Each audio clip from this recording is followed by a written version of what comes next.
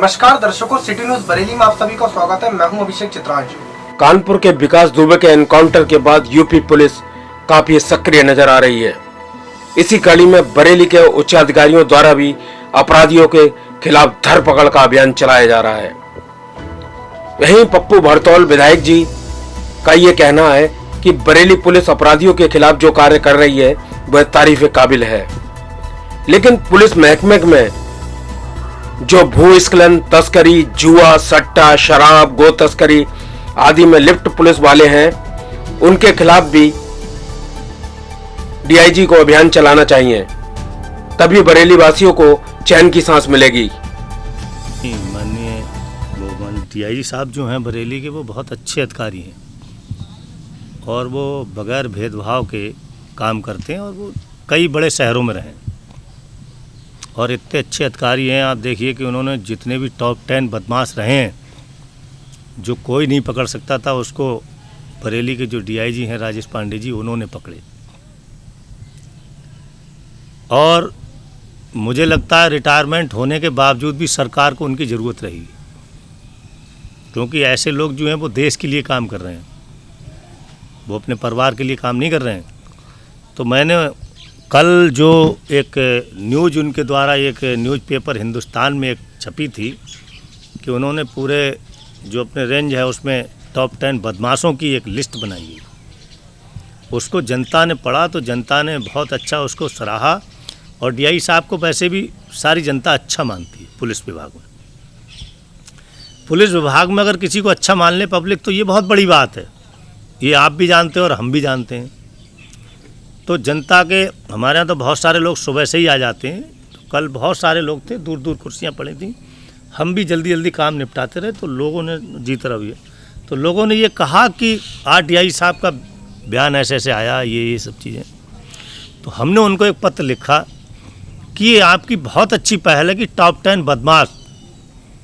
तो हमने उनसे एक निवेदन किया, हमने कि टॉप 10 पुलिस भी है। तो टॉप 10 जो पुलिस में लोग हैं जो सरकार को बदनाम कराना चाहते हैं, जो पुलिस को बदनाम कराना चाहते हैं, ऐसे आदमी की भी लिस्ट बन जाए और वो थाने या जो उच्चाधिकारी हैं उनके वहाँ लग जाए।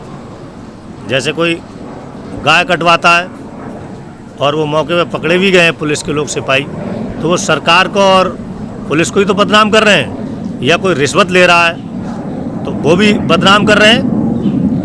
विपक्ष इस पर फातियाँ कसते हैं, लोग मुद्दा उठाते हैं। तो मैंने कहा ऐसे लोगों की भी लिस्ट लग जाए, ताकि कोई अधिकारी, जैसे अधिकारी तो कुछ ही दिन रहते हैं, सिपाही या दरोगा वो ज़्यादा दिन रहते हैं ज़िले में। अधिकारी आए, साल 2 साल रहे, चले गए। तो अगर उनकी लिस्ट बनी होगी तो उनको ध्यान रहेगा कि ये व्यक्ति रिश्वत लेते पकड़ा गया, गाय कटवाते पकड़ा गया, शराब बिकवाते पकड़ा गया, वेश्यावृत्ति करते पकड़ा गया, तो उसकी एक लिस्ट बन जाएगी। आने वाला अधिकारी भी सतर्क हो जाएगा, वरना आने वाले अधिकारी को क्या पता, जाने वाले ने चार्ज दिया, आने वाले ने चार्ज लिया, बाकी और कोई बात होती नहीं है। तो जब उनकी लिस्ट लगी होगी तो उनको कहीं ऐसे काम पे नहीं लगाया जाएगा जहां पब्लिक का उत्पीड़न होता हो। यही मैंने पत्र लिख दिया और इसको माना भी पुलिस ने, डीआई साहब ने माना कि ये बहुत अच्छा पत्र है, और उन्होंने निर्देशित भी किया है कि ऐसे लोगों की भी लिस्ट बनाई जाए जो पुलिस विभाग में करप्शन में भारी लिप्त है। ये मैंने पत्र लिखा। देखिए, विधायक जी ने एक पत्र हमको दिया है और ये टॉप 10 चूँकि इस समय बहुत मशहूर है कि हर थाने अपने थाना क्षेत्र के 10 ऐसे अपराधियों को चिन्हित कर लें जो अपराध के क्षेत्र में अभी भी सक्रिय हैं और जिनके विरुद्ध कार्रवाई की जाए। तो ये पुलिसिंग यानी पुलिस प्रणाली के लिए, पुलिस की वर्किंग के लिए, सुगमता के लिए ऐसे लोगों को छांटने के इस तरह के आदेश हैं। तो शायद इस वर्ड को उन्होंने लेके उन्होंने ये कहा कि ऐसे पुलिस कर्मचारी जो खुराफात कर रहे हैं, जिनके बारे में आम धारणा अच्छी नहीं है, जिनके लिए लोग बहुत अच्छा नहीं समझते हैं, ऐसे लोगों की भी सूची बनानी चाहिए। लेकिन ये हमारे विभाग में कोई नई बात नहीं है। ये हमेशा से ऐसे पुलिस कर्मचारियों की, अधिकारियों की को चिन्हित किया जाता रहा है जिनके किसी से संबंध हैं या जो विधि विरुद्ध कार्य में संलग्न हैं या विधि विरुद्ध कार्य करने वालों की सहायता करते हैं। ये सूची हमेशा बनती रही है, इस पे हमेशा कार्रवाई होती रही है। और आप सबके संज्ञान में है कि इसी जनपद में अभी जो भ्रष्टाचार निवारण अधिनियम के की सुसंगत धाराएं हैं 7/13 7/13 भ्रष्टाचार निवारण अधिनियम की, उसमें अपराध पंजीकृत हुए हैं ऐसे पुलिसकर्मियों के विरुद्ध। हमारे रेंज में कुल 13 ऐसे पुलिसकर्मियों के विरुद्ध ये अपराध पंजीकृत किए गए हैं, विवेचना की गई है, आधे से ज़्यादा में चार्जशीट लग गई है और इनका ट्रायल शुरू हो गया है और ऐसे पुलिसकर्मी सब निलंबित हैं इस समय। तो ये कोई नई बात नहीं कि इसकी सूची बनाई जाए और टॉप 10 की सूची, टॉप 10 का कोई मतलब नहीं है। हम ऐसे सभी अधिकारी कर्मचारियों को चिन्हित करते रहते हैं समय समय पर। कोई नई बात नहीं है, कोई विशेष बात नहीं है, हमेशा चिन्हित होते रहे हैं, उनकी जांच हुई है, उनके विरुद्ध नहीं ऐसा है। जब उन्होंने दिया है तो वो जो सूची पहले जो बनती थी, जो हमारे डीजी साहब के पुराने आदेश हैं, उन्हीं के तहत फिर से मांग लिया है कि इस बीच में अगर इस तरह की शिकायतें आपको प्राप्त हुई हैं तो ऐसे लोगों के विरुद्ध उस शिकायतों पर क्या कार्रवाई की गई है, जांच की गई है या नहीं की गई है। जांच नहीं की गई तो उसकी जांच करके उनके विरुद्ध कार्रवाई करके अवगत कराएं। क्या ये नंबरिंग की खांचे में फंसेगा या जो हैं वो है? नहीं, नंबरिंग का कोई मतलब ही नहीं है। मैंने आपको बताया ना कि टॉप 10, टॉप 5 ये जो कंसेप्ट बहुत दिनों से यूपी पुलिस में है, तो वो तो सिर्फ पुलिसिंग की दृष्टि से सुविधा के लिए है कि उस थाना क्षेत्र में ऐसे कर्मियों की, ऐसे बदमाशों के खिलाफ, ऐसे अपराधियों के खिलाफ कार्रवाई की जानी है। तो एक प्रायोरिटी फिक्स करने के लिए वो विभाग की तरफ से ही है और कोई आज का नहीं, बहुत ज़माने से है ये, बहुत दिन से ये बात चल रही है, कोई बिल्कुल नई नहीं है। बहुत दिन से ये सिस्टम चल रहा है कि जो ऐसे अपराधियों के विरुद्ध कैसे कार्रवाई की जाएगी। तो ये सूची है, उसमें पुलिस कर्मियों का तो हमेशा होता रहा, कोई एक दिन का नहीं है कि एक हफ्ते में 10 की सूची बना लीजिए, 5 की, जो जिसकी भी शिकायत हो, चाहे वो 1 हो चाहे 50 हो।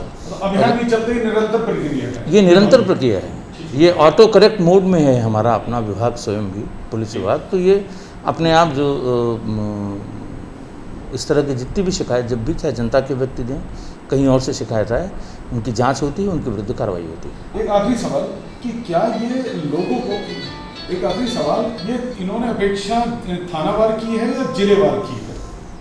नहीं, इनका तो इन्होंने सिर्फ टॉप 10 पुलिसकर्मियों के बारे में कही है।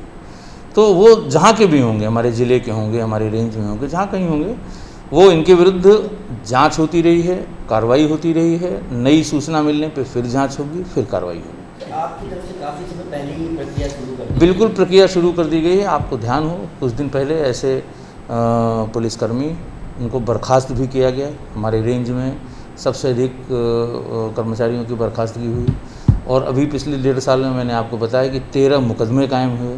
यही नहीं, पूरे प्रदेश में ये होता है, कोई इसमें नई बात नहीं है।